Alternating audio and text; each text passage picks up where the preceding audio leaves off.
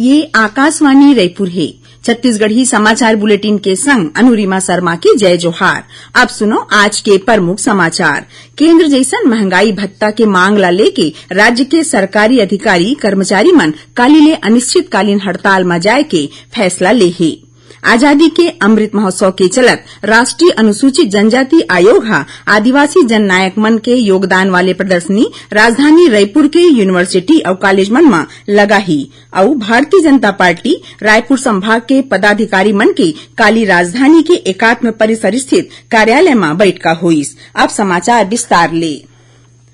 केंद्र जैसन महंगाई भत्ता के मांग ला लेके राज्य के सरकारी अधिकारी कर्मचारी मन काली ले अनिश्चितकालीन हड़ताल में जाए के फैसला ले हैं। ए बारे में काली फेडरेशन हा समीक्षा बैठका लेके हड़ताल के रणनीति तय करीस। फेडरेशन के दावा है कि ए हड़ताल में प्रदेश भर के तहसीलदार, नायब तहसीलदार, जिला न्यायालय और अधीनस्थ न्यायालय के कर्मचारी मन घलो रही। यहाँ बता दन कि एखर आगू कर्मचारी अधिकारी फेडरेशन और शिक्षक संगठन मन केंद्र सन महंगाई भत्ता यानी डीए के मांग लेके पाछू 25 ले 29 जुलाई तक हड़ताल करे रहीन। उन्हें हाले में राज्य शासन हा कर्मचारी मन के डीए ला 6% बढ़ाए है। आजादी के अमृत महोत्सव के चलत राष्ट्रीय अनुसूचित जनजाति आयोग हा आदिवासी जननायक मन के योगदान वाले प्रदर्शनी राजधानी रायपुर के कईठिन यूनिवर्सिटी और कॉलेज मन में लगाए के निर्णय ले है।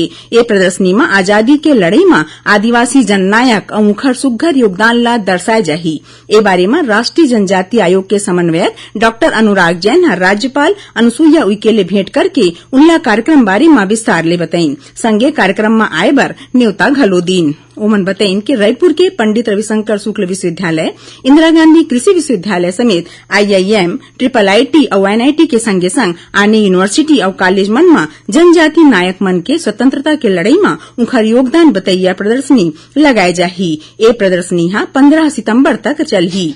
उती भिलाई के पंडित जवाहरलाल नेहरू चिकित्सालय और अनुसंधान केंद्र में राज्य के पहला स्किन बैंक शुरू हो गए है। आजादी के अमृत महोत्सव के मौका में एकर शुभारंभ भिलाई इस्पात संयंत्र के प्रभारी निदेशक अनिर्बान दास गुप्ता हा करीन। एकर संगे राज्य में जवाहरलाल नेहरू चिकित्सालय और अनुसंधान केंद्र कैडेवरिक टिश्यू ट्रांसप्लांट शुरू करैया पहलैया संस्थान बन गए है। भारतीय जनता पार्टी रायपुर संभाग के पदाधिकारी मन की काली राजधानी के एकात्म परिसर स्थित कार्यालय में बैठका हुई। बैठका में क्षेत्रीय संगठन महामंत्री अजय जामवाल, प्रदेश सह प्रभारी नितिन नबीन, प्रदेश अध्यक्ष अरुण साव और प्रदेश संगठन महामंत्री पवन साय समेत पार्टी के आने बड़का पदाधिकारी शामिल हुईन। ए मौका में क्षेत्रीय संगठन महामंत्री अजय जामवाल हकीन कि छत्तीसगढ़ के कार्यकर्ता मन मजबूत और संगठनवान हैं। उन्हें प्रदेश अध्यक्ष अरुण साव हकीन कि जौन सपना ला लेके छत्तीसगढ़ राज्य बनाए गिरहिस, राज्य सरकार हा एकर विपरीत काम करत है।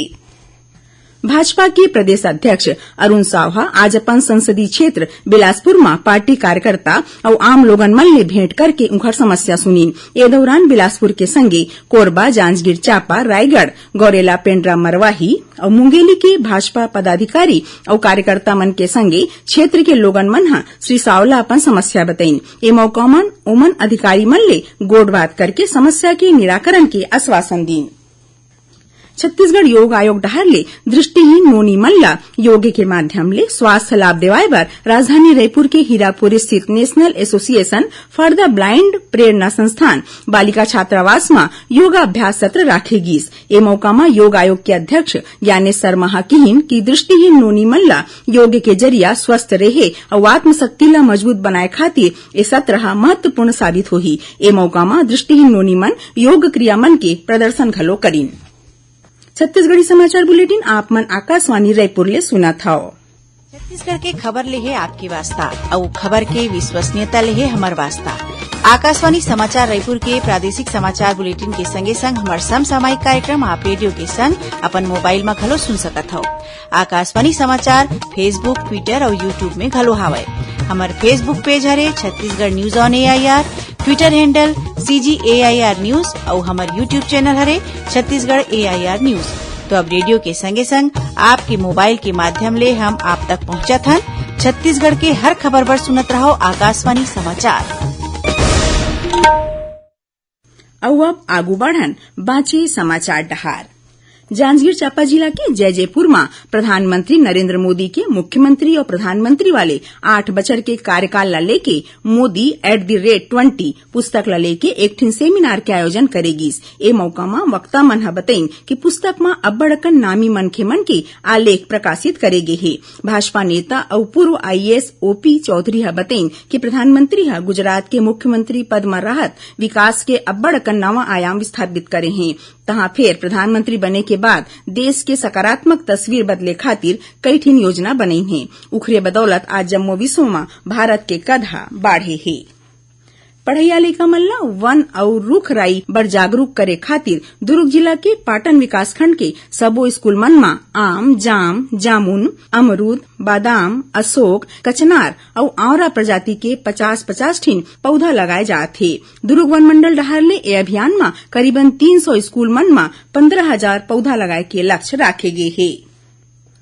प्रदेश में स्वाइन फ्लू के मामला सल्लग बाढ़त ही। राजधानी रायपुर में 104 ठिन नवा मामला मिले है। उन्हें एक जिन स्वाइन फ्लू पॉजिटिव माई लोगिन के इलाज बेरा मौत हो गई।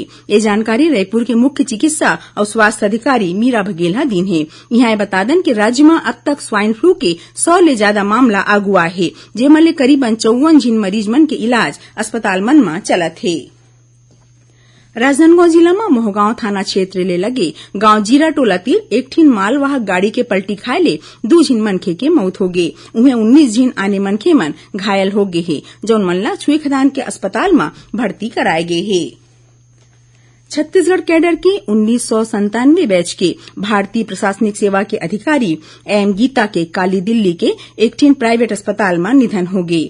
IAS एम गीता पाछू कुछ महीना पहली छत्तीसगढ़ ले प्रतिनियुक्ति में केंद्रीय कृषि मंत्रालय में संयुक्त सचिव के पद में पदस्थ होई रहीन। मुख्यमंत्री भूपेश बघेल श्रीमती एम गीता के निधन होय पर अपन शोक व्यक्त करत कहिन कि गोधन न्याय योजना के क्रियान्वयन में श्रीमती गीता के योगदान अंकित है। फैमिली हेल्थ इंडिया और स्वास्थ्य विभाग के संग्रह आयोजन में काली कोंडागांव जिला के 9 ठिन गांव मन में मितानिन दीदी और वाने विभाग मन संगे मिलके विश्व मच्छर दिवस मनाई, जेमा स्कूली लइका मन रैली निकाल के लोगन मन ला जागरूक करे के संगे डेंगू और मलेरिया ले बांचे बर शपथ देवईन। उन्हें नारा लेखन, घरों घर जाके लार्वा सर्वे और जरूरतमंद मन ला मच्छरदानी बांटेगीस। 22वां राज्य स्तरीय शालेय क्रीड़ा प्रतियोगिता आज ले जसपुर में शुरू हुई। एकर शुभारंभ पत्थलगांव के विधायक और जनजाति सलाहकार परिषद के उपाध्यक्ष राम पुकार सिंह करीन। ये प्रतियोगिता में 5 संभाग के 240 जिन खिलाड़ी भाग लेवत हैं। अब थोरकुन समाचार सार में। मुख्यमंत्री भूपेश बघेल आज रायपुर स्थित अपन निवास कार्यालय में स्वर्गीय वामनराव लाखे के पुण्यतिथि के मौका में उनकर फोटो में फूल माला चढ़ा के उनला नमन करीन है। भाजपा के प्रदेश अध्यक्ष अरुण साहा कल रायपुर के पुरानी बस्ती स्थित मां महामाया मंदिर में पूजा पाठ करके छत्तीसगढ़ के खुशहाली बर बिन्तु बिनोइन। रायपुर जिला के अंतर्गत होटल मैनेजमेंट प्रशिक्षण बर अभ्यर्थी मन ले काली 22 अगस्त तक आवेदन मंगाए गए है। और जसपुर जिला में हल्दीमुड़ा क्षेत्र के काटा टोंगरी के जंगल में हाथी मन के हमला ले एक जिन किसान के मौत हो गई, वहीं एक जिन किसान घायल हो गए है। आखिर में प्रमुख समाचार एक घाव फेर। केंद्र जैसन महंगाई भत्ता के मांग ला लेके राज्य के सरकारी अधिकारी कर्मचारी मन काली ले अनिश्चितकालीन हड़ताल में जाए के फैसला ले हैं। आजादी के अमृत महोत्सव के चलत राष्ट्रीय अनुसूचित जनजाति आयोग आदिवासी जननायक मन के योगदान वाले प्रदर्शनी राजधानी रायपुर के यूनिवर्सिटी और कॉलेज मन में लगाई। और भारतीय जनता पार्टी रायपुर संभाग के पदाधिकारी मन के काली राजधानी के एकात्म परिसर स्थित कार्यालय में बैठका हुई। एक संग छत्तीसगढ़ी समाचार बुलेटिन यहीं सिरावत है। जय जोहार।